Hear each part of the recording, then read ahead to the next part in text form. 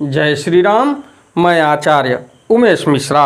आइए ले चलते हैं आपको फिर पुनः भोलेनाथ के श्री शिव महापुराण में, जो महर्षि वेद व्यास द्वारा प्रणीत भोलेनाथ का श्री शिव महापुराण है। प्रथम खंड पूर्वार्ध। तो देखा जाए तो श्री शिव महापुराण से बड़ा उत्तम कोई पुराण नहीं माना गया है। तो ओम श्री शांब शिवाय नमः, ओम श्री गणेशाय नमः। त्वमेव माता च पिता त्वमेव, त्वमेव बंधुश्च सखा त्वमेव, त्वमेव विद्या द्रविणम त्वमेव, त्वमेव सर्वम मम देव देव। इसके पश्चात मैं विघ्नों को हरने वाले भगवान गणेश और विद्या की प्रदायिनी माँ सरस्वती के चरणों में शीश नवाते हुए विनम्र निवेदन करूँगा कि हमारे देश संसार में जहाँ भी भोलेनाथ के श्री शिव महापुराण की कथा हो रही हो या रामचरितमानस की कथा हो रही हो, उस कथा को संपन्न बनाने में, असंपन्न करने में अपना पूर्ण योगदान दें। उसके साथ साथ हमारे ऊपर भी अपनी कृपा बनाए रखें कि इस भोलेनाथ के श्री शिव महापुराण को अपने मुखार बिंदु से जो भी भक्त सुनने वाले हैं उनके तक पहुंचाने का पूरा प्रयास करूं। विद्येश्वर संहिता श्री शिव महापुराण में मैं आपको ले चलता हूं, जिसको सुनने और पढ़ने मात्र से ही सभी कष्टों को भोलेनाथ हर लेंगे। तो आपको 9वां अध्याय यानी 9वें अध्याय में ले चलता हूं, जिसमें महेश्वर का ब्रह्मा और विष्णु को अपने निष्कल और सकल स्वरूप का परिचय देते हुए लिंग पूजन का महत्व बताया गया है। तो आइए चलते हैं आपको भोलेनाथ के श्री शिव महापुराण के विद्येश्वर संहिता में। तो पंचाक्षर मंत्र का जप करने के पश्चात मैं आपको ले चलता हूँ भोलेनाथ के श्री शिव महापुराण में। ओम नमः शिवाय, ओम नमः शिवाय, ओम नमः शिवाय। तो देखा जाए तो इस रणभूमि में मैं लिंग रूप से प्रकट होकर बहुत बड़ा हो गया था, ये भोलेनाथ बोले। अतः उस लिंग के कारण यह भूतल लिंग स्थान के नाम से प्रसिद्ध हुआ। हे पुत्रों, जगत के लोग इसका दर्शन और पूजन कर सकें, इसके लिए यह अनादि और अनंत ज्योति स्तंभ अत्यंत छोटा हो जाएगा। यह लिंग सब प्रकार के भोगों को सुलभ करने वाला और भोग तथा मोक्ष का एकमात्र साधन होगा। इसका दर्शन, स्पर्श तथा ध्यान प्राणियों को जन्म और मृत्यु से छुटकारा दिलाने वाला होगा। अग्नि के पहाड़ जैसा जो यह शिवलिंग यहाँ प्रकट हुआ है, इसके कारण यह स्थान अरुणाचल नाम से प्रसिद्ध होगा। यहाँ अनेक प्रकार के बड़े बड़े तीर्थ प्रकट होंगे।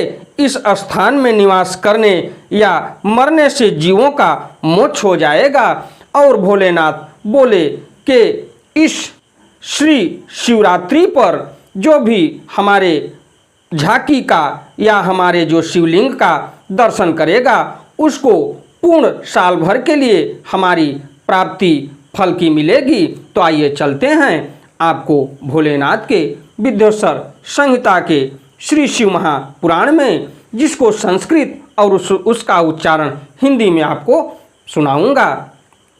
तो रथोत्सवादि कल्याणम जनावासम तु सर्वतः अत्र दत्तम हुतम जप्तम सर्वकोटि गुणम भवेत् मत्क्षेत्रादपि सर्वस्मात् क्षेत्र में तन्म हत्तरम अत्र संमृति मात्रेण मुक्तिर्भवति देहि नाम तस्मान्म हत्तरमिदं क्षेत्रमत्यंत शोभनम सर्वकल्याण संपूर्ण सर्वमुक्ति करम शुभम अर्चित्वात्र मामेव लिंगे लिंगी नमीश्वरम सालोक्यम चैव सामीप्यम सारूप्यम सार्टी रेव च सायुज्य मिति पंचैते क्रियादीनां फलम मतम सर्वेपि यूयम सकलम प्राप्तस्थासु मनोरथम। तो देखा जाए तो रथोत्सव वादी के आयोजन से यहाँ सर्वत्र अनेक लोग कल्याणकारी रूप से निवास करेंगे। यानी अरुणाचल में इस स्थान पर किया गया दान, हवन तथा जप, यह सब करोड़ गुना फल देने वाला होगा। यह क्षेत्र मेरे सभी क्षेत्रों में सर्वश्रेष्ठतम होगा। यानी भोलेनाथ बोले थे कि यह जगह अरुणाचल नाम से प्रसिद्ध होगा। उसके पश्चात यहाँ मेरा स्मरण करने मात्र से प्राणियों की मुक्ति हो जाएगी। अतः यह परम रमणीय क्षेत्र अति महत्वपूर्ण है। यह सभी प्रकार के कल्याणों से पूर्ण, शुभ और सबको मुक्ति प्रदान करने वाला होगा।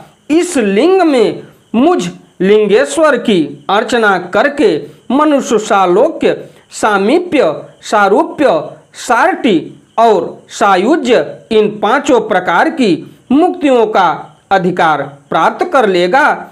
आप लोगों को भी शीघ्र ही सभी मनोवांछित फल प्राप्त होगा। नंदिकेश्वर उवाच।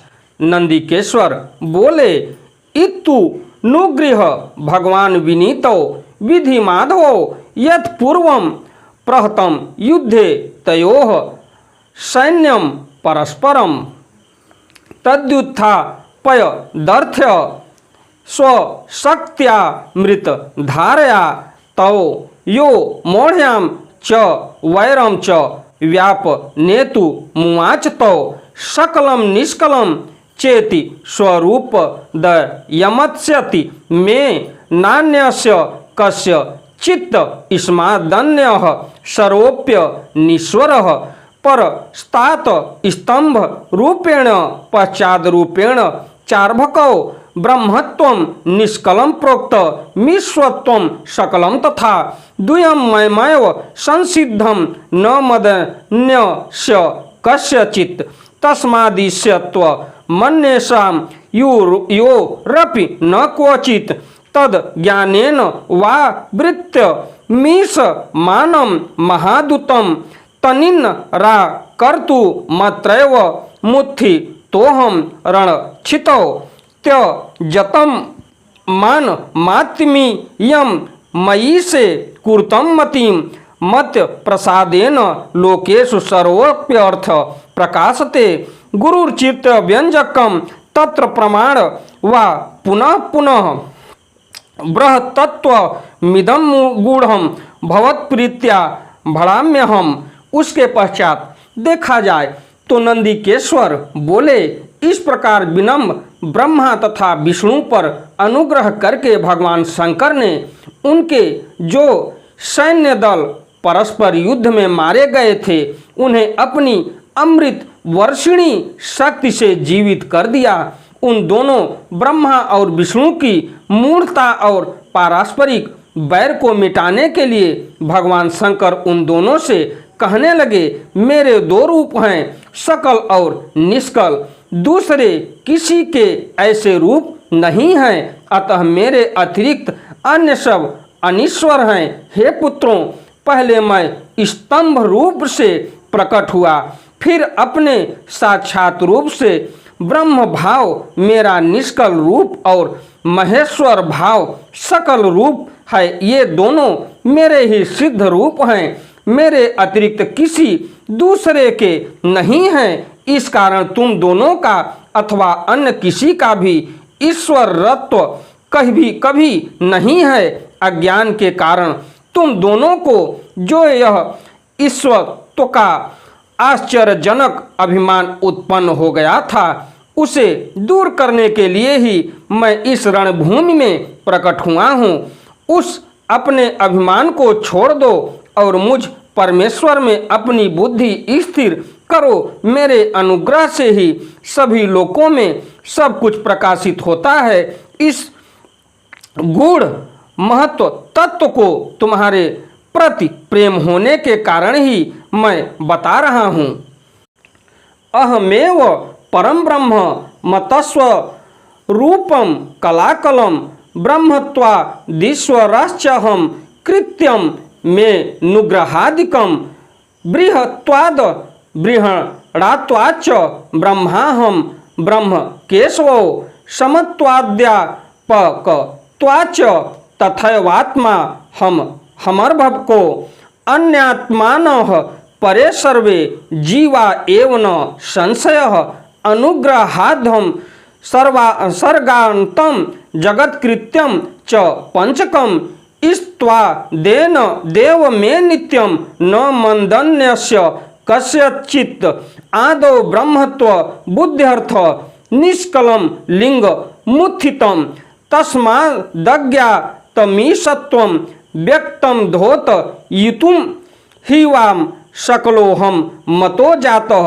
साक्षादिशत्तु तत्क्षणात् सकलत्व मतो ज्ञेयमी सत्वं मयि सत्वरं यदीदं निष्कलं स्तंभं मम ब्रह्मत्व बोधकं लिंग लक्षण युक्तत्वां न मम लिंगं भवेदिकं तदीदं नित्यमभ्यर्थ भुवा भाव्य मात्र पुत्रको मदात्मकमिदं नित्यं मम सान्निध्य कारणं महत्वपूज्यमिदं नित्यभ्य भेदालिंग लिंगिनोः यत्र प्रतिष्ठितं येन मदीयं लिंग मिसदृशं तत्र प्रतिष्ठतः सोह मप्रतिष्ठितोऽपि वत्सको मत्साम्य मेक लिंगस्य स्थापने फल मीरितम द्वितीय स्थापिते लिंगे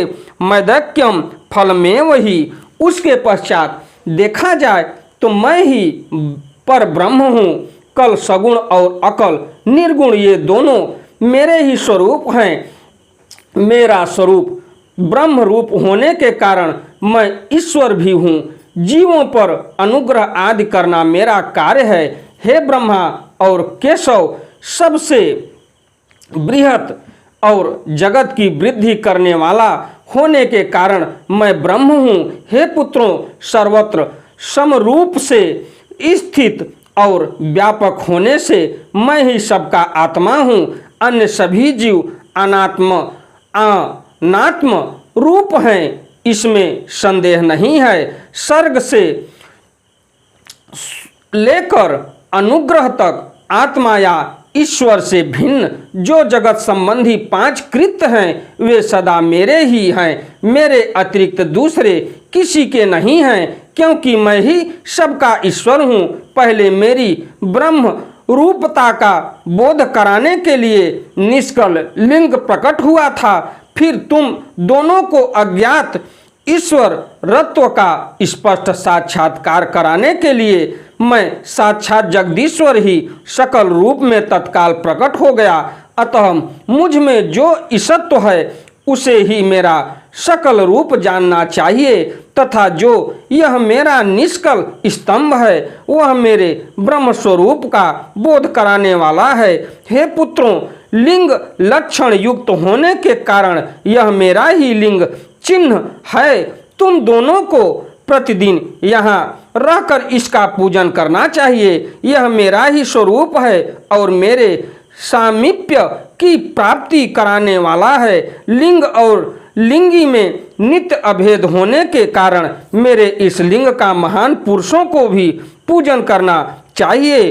हे वत्सों, जहाँ जहाँ जिस किसी ने मेरे लिंग को स्थापित कर लिया वहाँ मैं अप्रतिष्ठित होने पर भी प्रतिष्ठित हो जाता हूँ। मेरे एक लिंगी स्थापना करने का फल मेरी समानता की प्राप्ति बताया गया है। एक के बाद दूसरे शिवलिंग की भी स्थापना कर दी गई, तब फल रूप से मेरे साथ एकत्व सायुज्य मोक्ष रूप फल प्राप्त होता है। तो इस प्रकार भोलेनाथ ब्रह्मा और धरती के यानी सृष्टि के पालनहार भगवान विष्णु को समझाए और बोले कि हमारे लिंग की जो स्थापना करता है और एक लिंग की बजाय 2 लिंग की स्थापना करता है तो उसको हमारे सभी आशीर्वाद और फलों की प्राप्ति होती है। तो आइए चलते हैं आगे, जो है कि लिंगम प्रधान्यतः स्थाप्यम तथा वेरम तु गौड़कम लिंगा भावे न तत्क्षेत्रम सवेरमपि सर्वतः। प्रधानतया शिवलिंग की ही स्थापना करनी चाहिए। मूर्ति की स्थापना उसकी अपेक्षा गौण है। शिवलिंग के अभाव में सब ओर से मूर्ति युक्त होने पर भी वह स्थान क्षेत्र नहीं कहलाता। तो भोलेनाथ को अगर देखा जाए तो जितना महत्व उनके लिंग का है उतना महत्व उनके चित्र या मूर्ति की नहीं है। ये भोलेनाथ कहे कि प्रधानता सर्वप्रथम शिवलिंग की है, स्थापना करनी चाहिए। मूर्ति की स्थापना उसकी अपेक्षा गौण है। शिवलिंग के अभाव में सब ओर से मूर्ति युक्त होने पर भी वह स्थान क्षेत्र नहीं कहलाता। तो इसके पश्चात इति श्री शिव महापुराणे प्रथमायाम विद्येश्वर संहितायाम शिवस्य महेश्वराभिधान वर्णनम नाम 9वां अध्याय। इस प्रकार श्री शिव महापुराण के अंतर्गत प्रथम खंड विद्येश्वर संहिता में शिव के महेश्वर रत्व का वर्णन नामक 9वां अध्याय पूर्ण हुआ। उसके पश्चात मैं आपको अगली कथा में लेके चलूँगा 10वां अध्याय, यानी 10वें अध्याय में उसमें भोलेनाथ के सृष्टि स्थित आदि 5 कृत्यों का प्रतिपादन, प्रणव एवं पंचाक्षर मंत्र की महत्ता, ब्रह्मा विष्णु द्वारा भगवान शिव की स्तुति तथा उनका अंतर्धान होना है। तो इस कथा को मैं अगली कथा में आपको मिलूँगा। अगर हमारी कथा आपको अच्छी लगे तो वीडियो को लाइक करिए, शेयर करिए, चैनल को सब्सक्राइब करिए। अगर जाने अनजाने में हमसे कोई भूल हुई हो तो भोलेनाथ के श्री चरणों में शीश नवाते हुए मैं विनम्र निवेदन करूंगा कि हमारे भूल को क्षमा करें और अपनी कृपा हमारे ऊपर बनाए रखें। उसके पश्चात जो भी शिव भक्त हैं या भोलेनाथ के श्री शिव महापुराण की कथा सुनने वाले हैं उनके ऊपर भी अपनी कृपा बनाए रखें। और अगली कथा को लेके मैं आपसे फिर मिलता हूँ। धर्म को बचाए रखिए और भोलेनाथ के श्री शिव महापुराण की कथा का प्रचार जहाँ तक हो सके करते रहिए। धन्यवाद।